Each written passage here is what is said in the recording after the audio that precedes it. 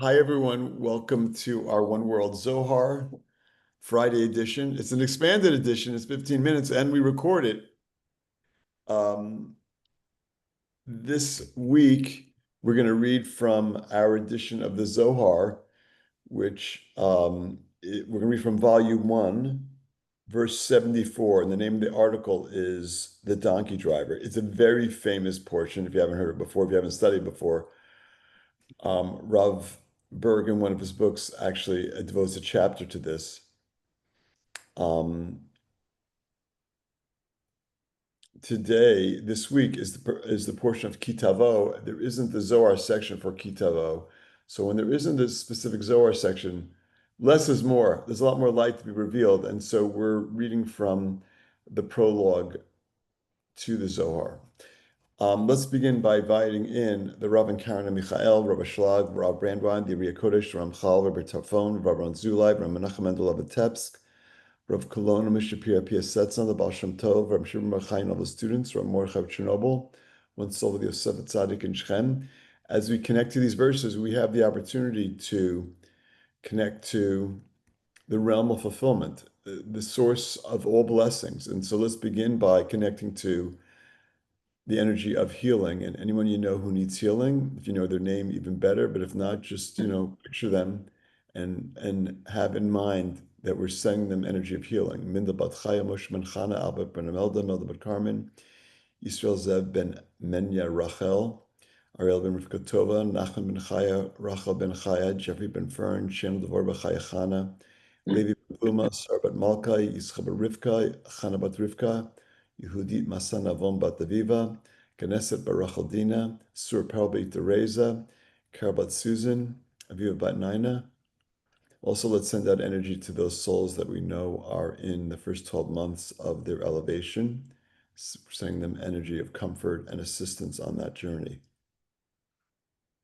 Also, let's connect to the energy of Ahavat Chinam, unconditional love, treating everyone in the world with human decency, ending the wars and conflicts in our world, the protection for all those innocents that are in harm's way all over the world, the safe release for all the hostages being held by Hamas, protection from evil eye and evil speech, and removal of chaos and negativity from our world. Okay. Wait, David, Yes. may I just, we've heard, we've seen on Instagram, we've heard on TV, and I just want to point out some with regard to Charlie Kirk. The message that we need to put out there, and this is the perfect forum for it, is that we're at an inflection point, and it's our opportunity to really inject human dignity in the world, because we can either go to farther down this rabbit hole of violence, or say that it's not good no matter where it's coming from, and inject love into everything we're doing. Yeah, and it's a great point. Thanks for making that. We want to also send energy of assistance to Charlie's soul and all those souls that are, there's just tremendous amount of negativity, it would appear. And every time we set our consciousness, we're setting our consciousness in the beginning of our study for treating everyone with human decency. And there really is no place for violence in the world, especially when the violence is just based on apparently disagreement about views. When you talk about opportunities for restriction, it's when we get triggered by someone's views, there's an opportunity for us to restrict. And paradoxically, we reveal a lot of light when we restrict in that way. Thanks for help for adding that, Peter. Okay, verse 74. Perhaps in these verses, we'll find additional energy of assistance in removing the conflict, neutralizing conflict in the world. Rabbi Elazar hava azil lemechemei leRabbi Yossi b'Rabbi Shimon ben Lakonia chamoy Rabbi Abba bahade v'hava ta'en chad gavra avat rayu. Amar Rabbi Abba niftach pitchin ba'oraita tahashata ve'idana hu li'it takana be'archan. Maria?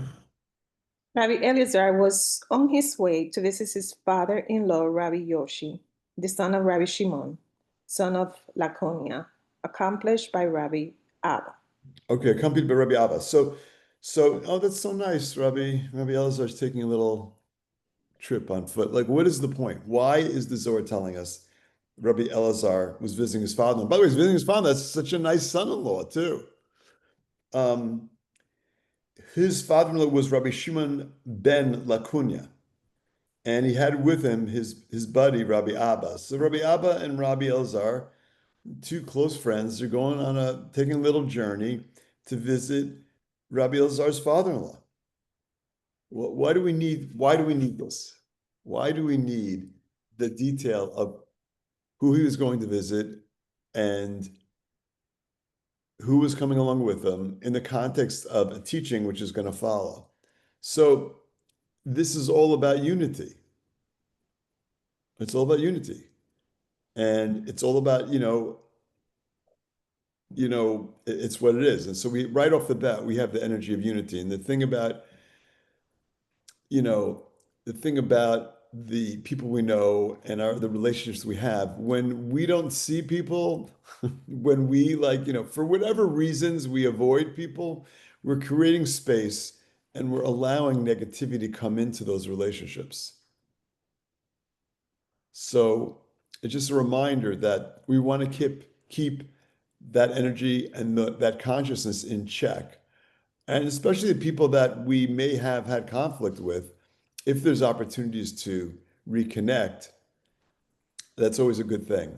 Sometimes there's not opportunities to reconnect, and that's okay too. Maybe these are people that we really shouldn't be sharing energy with. That's the other side of it. But here, clearly, Rabbi Elazar and Rabbi Abba, they do share together. And Rabbi Elazar always makes, and this isn't the only example, where he's making an effort to reconnect with his father-in-law. So, for us, again, energy of unity and reconnection. Let's continue. Another man, another man was walking behind them, driving their donkeys. Okay, so my translation is actually a little different. It says another man was leading their donkeys and walking behind them. I'm not sure it's what the significance of that is. I think so the thing is that they weren't alone. There was what the Zohar describes as another man walking behind them. And so the question is, why is that significant?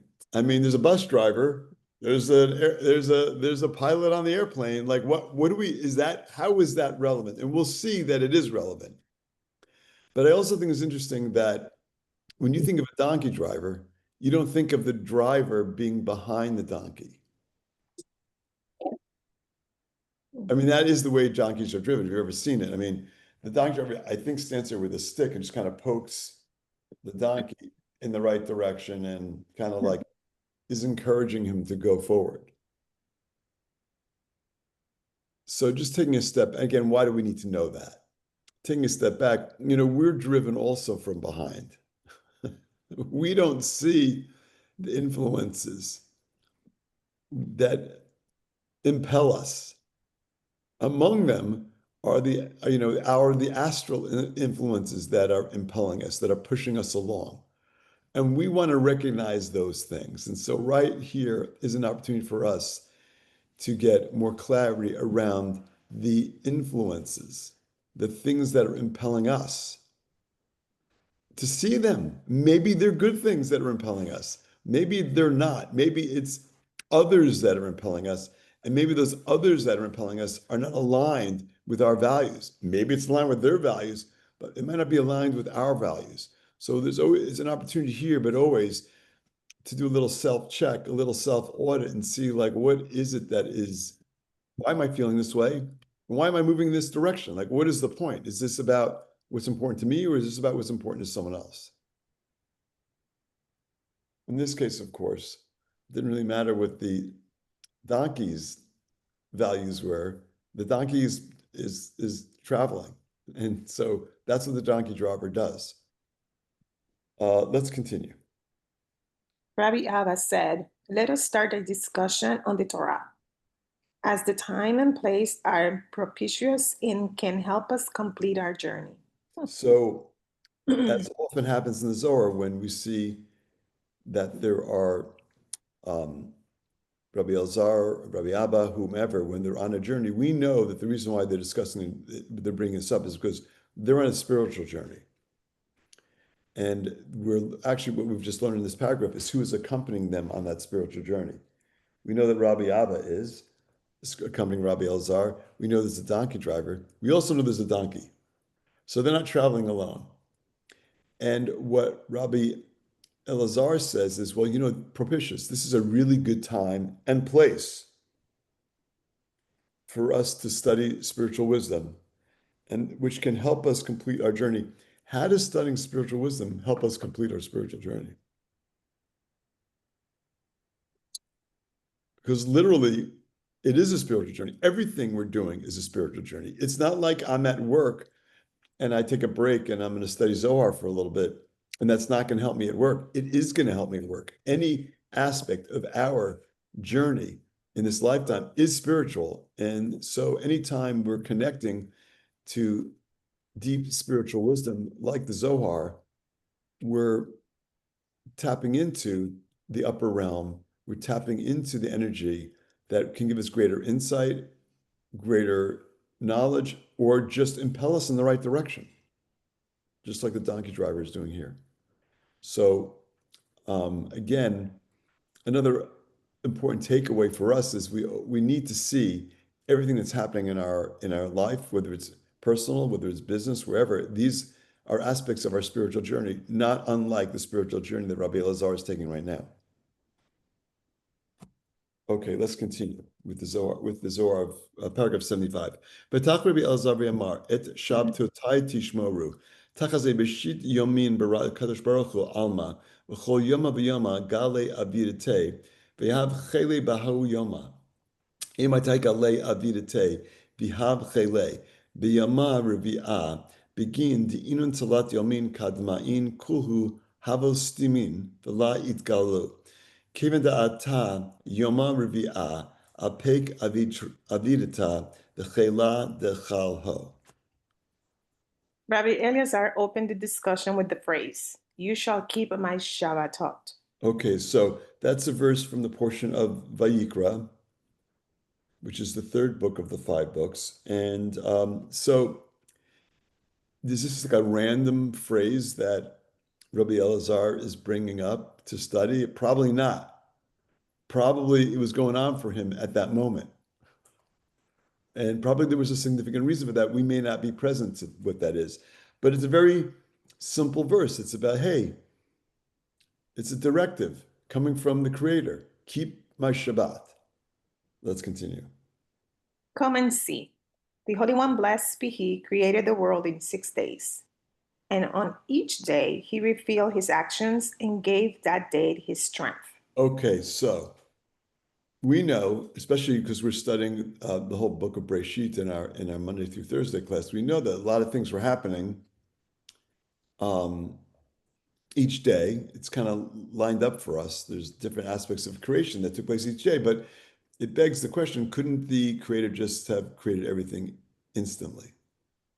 Why did He need 6 days?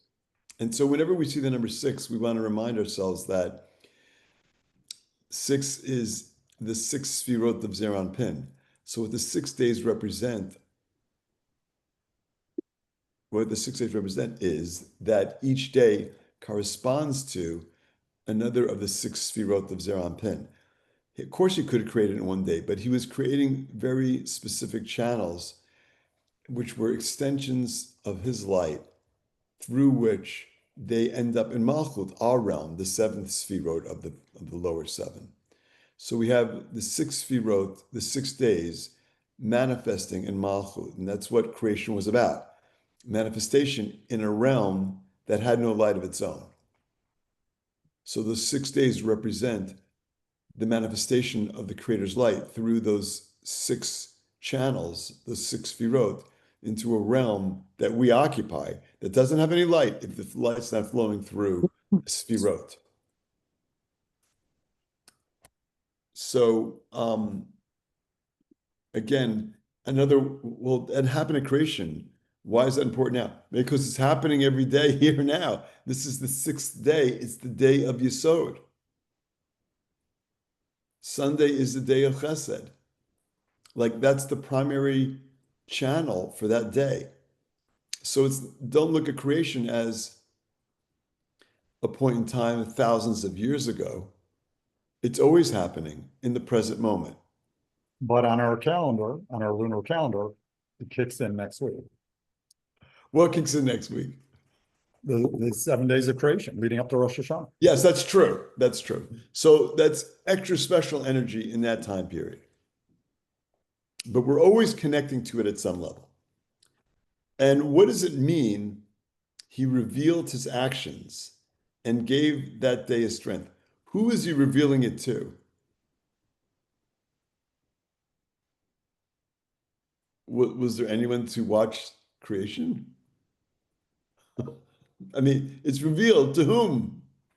I'm going to leave that as an unanswerable. I'm not sure what revealed means in that context. I mean, to a certain degree, it's an anthropomorphism, meaning we live in a world where things are hidden and revealed. And when something's revealed, we can connect to it, we can see it, we can perceive it with our five senses, or even our sixth sense. So what does it mean that it was revealed? Perhaps it means it's revealed all the time. At another level, it's just the timelessness aspect of the revelation of the light of the Creator. And then it says something interesting, I think, and gave that day his strength. It's another anthropomorphism because strength is a human concept. So what does strength mean in the spiritual realm? Like, what does that mean? I'm not sure, but it reminds me of something, and I mentioned this earlier this week. It reminds me of how we interact with people. And we talked at the outset, like, we want to be able to treat everyone with human decency. Not everyone's deserving of our energy, but when we are with somebody and we're listening to them, which listening is obviously important, when we're listening to them, sounds like they're giving to us. Sounds like we're receiving. I'm listening to my friend. But the truth is, listening requires energy. I have to restrict my desire to interrupt them, which I don't know about you, but it happens to me all the time. I have to restrict. And just listening and processing their story requires energy. That's why sometimes when you're with people and they've just like unloaded a bunch of drama, you feel drained. And so a couple of things come up in that context. One is perhaps we should never be listening so much that it drains us. Maybe sometimes it's unavoidable, but in other words, when we are listening to someone vent, we are giving them our strength. And there's an expression in Hebrew for this. It's giving someone chizuk. It's giving them strength. You're giving them energy. And it's a very caring thing to do because it's sharing. So in the context of this, of the Creator sharing his strength with the world, it's really a reminder to us, on the one hand, to create appropriate boundaries, but also remember that when we show up for a friend in need, and maybe that need is just so they can speak what's going on for them, and we're helping them process it. When you just allow them to speak, you're helping them process it. But it is a giving. We're sharing our strength. We're giving them chizuk. And it's an important thing to do for the people that we care about, who we want to help. Yes, Aaron. I was just going to say about listening, most of the time, I'm generalizing here, but people listen to respond versus listening just to listen. Like you're waiting so you could come up with a response, right? Right. But I think listening is a very giving, generous thing to provide for people because I mean, my experience is people who talk a lot really need to be heard. You know what I They mean? do. Absolutely. I mean, and again, it's like we don't look at it like we're giving. We're giving of our time. We're also giving of our energy. Yeah. But sometimes, to your point, people just need to hear, yeah, I'm really sorry you're going through that. But also as an empath, I feel like a lot of times, because I naturally I listen and I like take on that person, whatever that person's junk is or whatever that is. You can feel their pain. Yeah. But I have to learn to create boundaries around that so that like I'm not so that I'm not drained, afterward, I guess. Right. Yes. And that's a big challenge when you're an empath. It's kind of like Aaron, it's the journey of an empath. Yeah, and the thing That's about it is like it's like listen, like observe, right? Versus absorb. right. I mean, it's important. Like, yeah, if this wants to be helpful, it's like, but you need to draw boundaries because I Yeah. ultimately I have my own stuff I need to work on, and I don't want to be completely drained. And there are some out there who thrive on drawing Hmm. on other people's energy, and it's Yes. the reality. Thanks, Aaron. Rocky, what were you going to say? Aaron and I are Libras, so I can relate to what he's saying, but it's a part of our nature to get drained around other people because naturally we're introverts and we stay in retrospect, right? We're always retrospecting and thinking and Reflecting, balancing and yeah, trying to exactly. right and trying to figure it out. Right. So when we get in when Libras tend to get in crowds or get with somebody that needs to vent a lot, we absorb it and it's exhausting. And then we have to refuel. You know, that's like networking events is like that for me. I have to choose everybody be around the room. Boom, boom, boom, boom. I find one person, two people, and that's the extent that I can do. And then when I get home, it's like, don't talk to me, don't call me. I'm shutting down. So yeah, I was just you're right. It is draining. So haven't you ever had the experience like when you're interacting with someone, you sense that it's going to be a big energy draw, you just don't go that deep? It took me all these years though to figure out that I didn't have to go to every invite. Yeah, I mean, it's, And we that have to all exercise. money is not good money. Let me give you an example. I just made the hardest decision of my life. Contract signed, we on the job working, $1 million contract. I walked away. I said, you know what? I'm not sleeping. I'm feeling abused. I'm feeling neglected. I'm feeling physically ill. How God, and I went into I just shut down, prayed, meditated, fasted, read the Zohar in the morning, read the Zohar at night, did the 72 left, and I was like, what's gonna happen? And God said, Hashem said, here you go, and got me out of it. Awesome. Because it was too And then, exhausting. yeah, it is, but look at how aware you were of what you were about to get entangled with. I mean, and No, it's I was thank, entangled. I know, but I'm like, but you were able to It was gonna be disengage. worse. You were able to disengage, and like not everyone, and not at all times do we have the ability to see what's going on. And you We know, my ego was saying, what are people gonna think? This could ruin everything. Everything, this is your retirement. You know, you're tired. You want I to do hear this. that. What are I people hear gonna that. say? They're gonna Amazing. just think that you're gonna sign a contract and then not show up for. I was like Amazing. beating myself up, and I was like, you know what?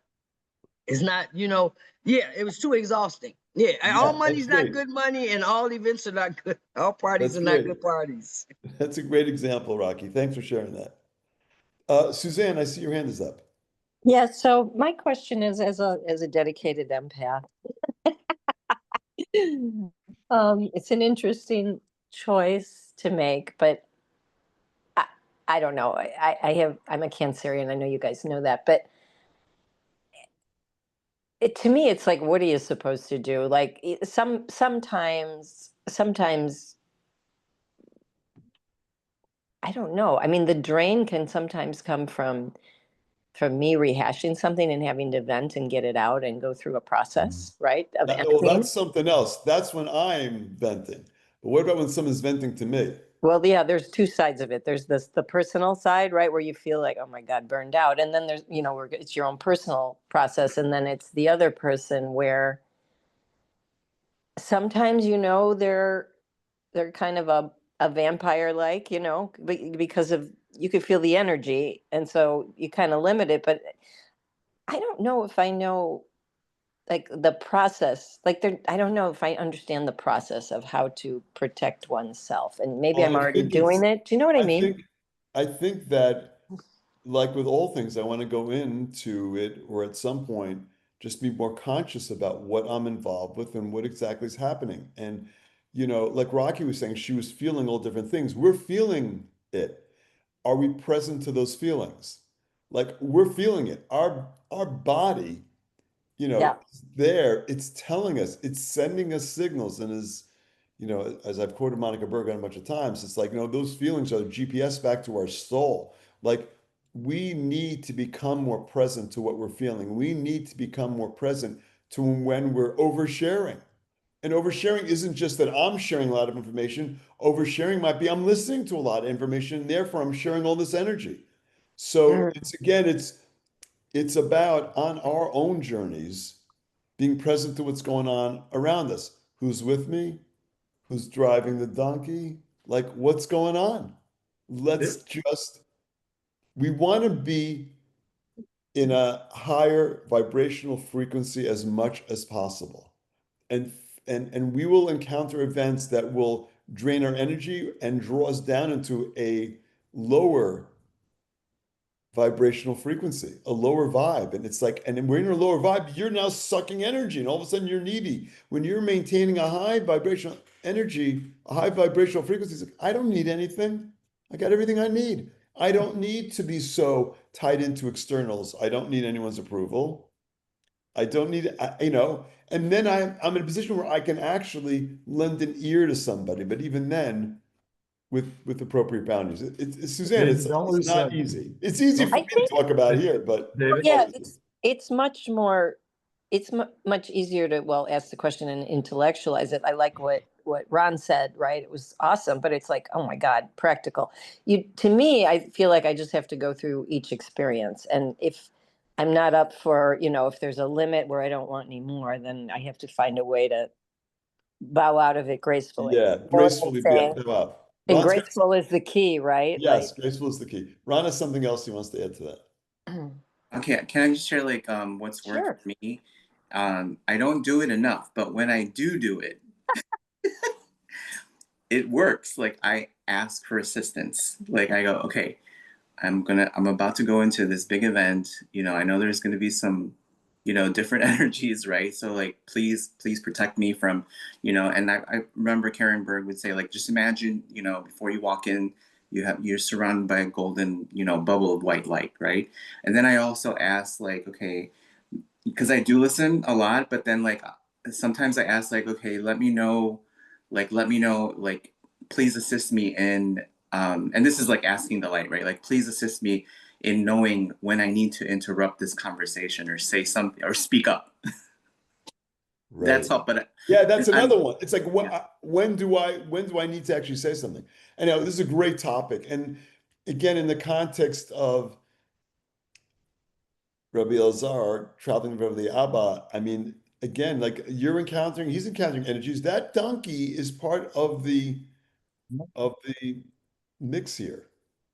I'm not sure who the donkey is, but that donkey's. And by the way, when Rob Berg's article on this section, he ends the whole conversation. You have to bring up a lot of topics. He ends the conversation with the chapter with, "But who was the donkey?" We don't know. Let's continue. But when did he actually reveal his action and gave his strength? Yeah. Okay. So when did it? So we're injecting an aspect of time here. Go ahead. This happened on the fourth day, because the first 3 days were all undisclosed and nothing appeared. But as soon as the fourth day arrived, they revealed his action and shared his strength with all. Okay. So we start off with each day he revealed his actions and gave that strength and gave that day his strength, but it was unrevealed until the fourth day. So obviously there's something significant about the fourth day, which in terms of the sphere, the first 3 days were Chesed, Gvur, Tiferet. The fourth day was Netzach, this energy of endurance. And it reminds me of Michael giving a lecture where he talked about the importance of alacrity in the things that we do. Like, in order for us to manifest, we also need to energetically feel like we're driven in a certain way, or we're you could call it self-motivation, but it's like that's a difference between aligning yourself with your soul's purpose and your passions and just going through the motions. So I feel like there's a real opportunity here for us to also, you know, develop more consciousness about what our soul's purpose is, what our passions are, and align ourselves with that. Because in that sense, we're in like a zone of manifestation. Yes, Alex. You know, it's funny. I'll give you a quick example that happened this week with regards to align with soul's purpose. So, as I think most of you know, I've been kind of rebranding and getting back into medicine again. And it's been a journey. It's been a couple of years. It actually, back in 2020 is when I first started diving into it and really getting back into the functional medicine space. And I have asked that question so many times, prayed on it. I mean, you and I have spoken about it. It's just we've gone deep into it and going like, what am I supposed to do? Like, God, help me figure out, like, where do I go? So a lot of things have happened in the past month, let's say. And I was telling my daughter about an experience that I had with a patient this week. And she says to me, she goes, do you miss it? Because it's my return to manual medicine and mobility, right? This is just me. It's what I came here to do, I guess. And she asked me a question. She goes, did you miss it? And it stopped me dead in my tracks because my answer was no, I did not miss it at all. But there is a certain level of alignment that I have not felt in freaking years when Really? I'm doing that. So it was this very kind of groundbreaking, earth-shaking experience to go, it has nothing to do whether I missed it or not.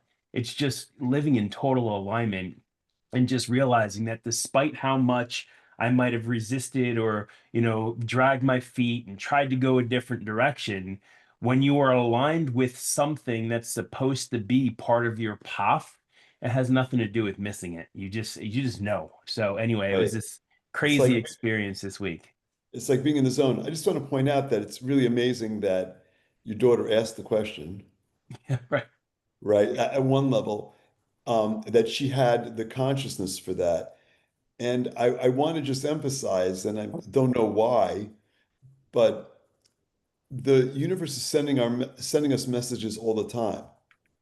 And the messengers, it's almost like that's important, but almost secondary. It's like we don't know how the messages will arrive. And so that Right. message, your daughter was able to channel that message for you, which was huge. Yeah. So yeah, Yeah. that's amazing. That's amazing. Thanks for sharing that. Yes, Peter. I feel after that, I'm hesitant because I don't want to bring us back to the portion, but I want to bring us back to the portion because we had studied this earlier. And we looked up the fourth day of creation was the creating of the sun, moon, and stars. So when we're talking about the days, this is actually the day in which we get all of the influences and the effects on us. So we had some really good discussion about what all this meant, and I just wanted to put that out there. Yeah, so I'm glad you brought that up. When we talk about the sun, moon, and the stars, those are those astral influences.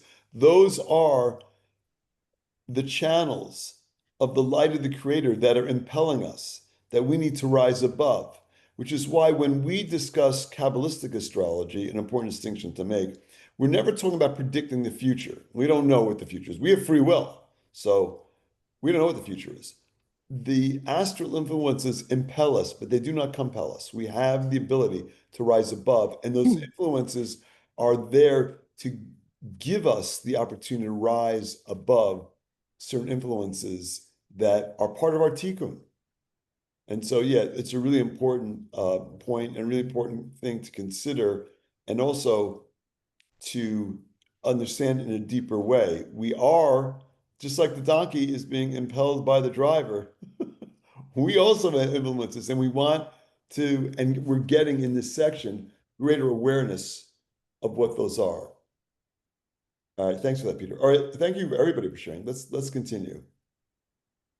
Oh, did we finish it? Yes. Okay, we did. Okay, 76. Daha esha umaya verucha afalgav dinun talat isodin ilaim kalho talyan vela itgale avidata dilon ad de'ara gale lon kadein it yada umnuta l'chochad minayhu. So fire, water, and air, the three Sefirot, Chesed, Gevurah, and Tiferet, The secret of the 3 first days, which are the supernal element, were kept in suspense, and the full action of creation was not revealed until the earth, which is the secret of Mahut, disclosed them. Only then was the work of each day then known on the 4th day. Wow. I mean, this is like a heavy idea. And there's actually a lot here. But this answers the question, the proverbial question I always ask: the tree falls in the forest, does it make a noise? It's not my question. Does the tree falls in the forest, does it make a noise? No. Those three sefirot are there, but they're not revealed until Malchut shows up. There's no revelation of the light without Malchut. Well, where is the light? It's in the upper realm. It's not like it's not there. It's there. It's just, it's in the bank, in the safe, locked up, not accessible. We need Malchut in order to manifest that light in our realm. And why? Why do we have to do all this work? Why can't the light just show up? I go over to the vending machine. Now I scan my credit card, and the Diet Coke pops out or whatever. Like, why can't it be that simple? Because we wouldn't appreciate it. We would not appreciate it if we didn't have to do the work, if we didn't have to figure it out. And, even going back to Alex's example of his rebrand and his building a business, and we're all working on stuff and building things, and Rocky's example of like, when do I do the contract and when don't I, even after I'm engaged in it. These are all the ways in which our world gives us the opportunity to apply our energy to reveal blessings. And then we see that we see the benefit of what the work is that we've done. We see the blessings that come through our efforts. We wanted a world where our efforts bore fruit, not just the fruit just arrived. And so that's the construct of our reality. And the better we understand that, the easier it is to navigate to a certain degree. Maybe perhaps even be less frustrating about, like, I did the work, why didn't it show up? Well, I need to be less desperate for it. I just need to do my work and give up, leave it rest to the light. I did what I could. I've done what I can do. I'm leaving the rest to the light. Because the more fear I inject, the more anxiety I inject, the more frustration I inject, I'm pushing those blessings away. Because I'm kind of saying, I don't like the way this is playing out. Well, that's going to just delay. That's not embracing the process. This is the power of embracing the process of all the things that we're doing.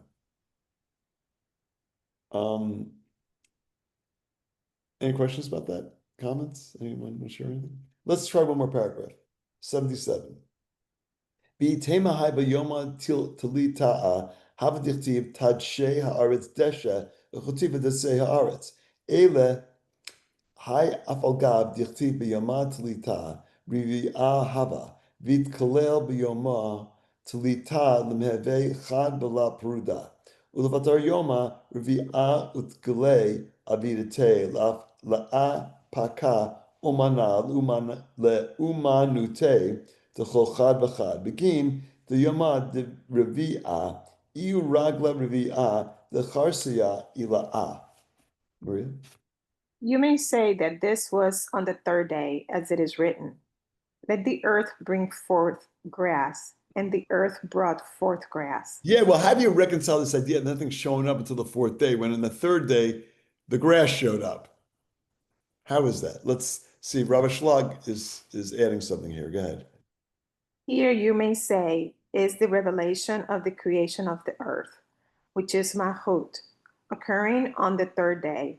And he replies, although it is written that this occurred on the 3rd day, which is the secret of Tiferet, it actually was on the 4th day, which is the secret of Malchut. What does the secret of Malchut have to do with the 4th day? I thought Malchut is the 7th day. Let's continue. The 4th day became part of the 3rd day, so that Tiferet and Malchut were combined and inseparable. But afterwards, on the 4th day, He revealed his actions and his workmanship of each and every one of Chesed, Gevurah, and Tiferet.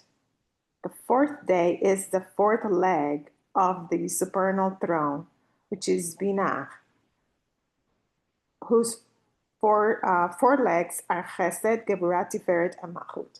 Okay, so the takeaway here on a very simple level is that the fourth day does represent manifestation of the first three sfirot. The upper triad is manifesting when it comes to the lower triad, the lower three sfirot, all of Zerampin. And so, but that's great. So there is an aspect of, on the fourth day of Malchut, which is necessary to manifest the first 3 days. So, okay, great. So, like, there's a lot more to the story than meets the eye. Without the Zohar, wouldn't know that. And the takeaway for us also is that the work that we do the work, we expend the energy, we share the energy, and the manifestation doesn't always happen right away because the time isn't right, the place isn't right. It's not necessarily propitious for that manifestation to take place. And so we want to take a step back. We want to just embrace the process. And so this section gives us the opportunity, the ability to be patient, because in this world, there's process, there's the element of time. And that's the difference between the upper realm, where things happen automatically, immediately, and our realm, where there is a delay, and which gives us the opportunity to grow in our certainty that there is a process at work. Okay, everybody, we're out of time. Thank you all. Shabbat shalom. Love you all. Shabbat shalom. Thank you. Shalom, Thank you. everyone. Thank you, everybody who shared some really, really great stuff. Thank you. Shalom. Shabbat shalom. Shalom.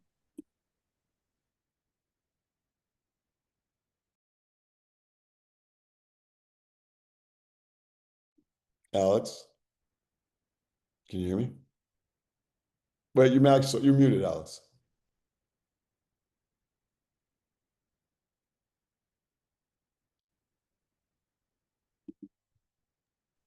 That's it. Just you. Well, It's just us. 1 second. just Here we go. us. Yeah. How's it going?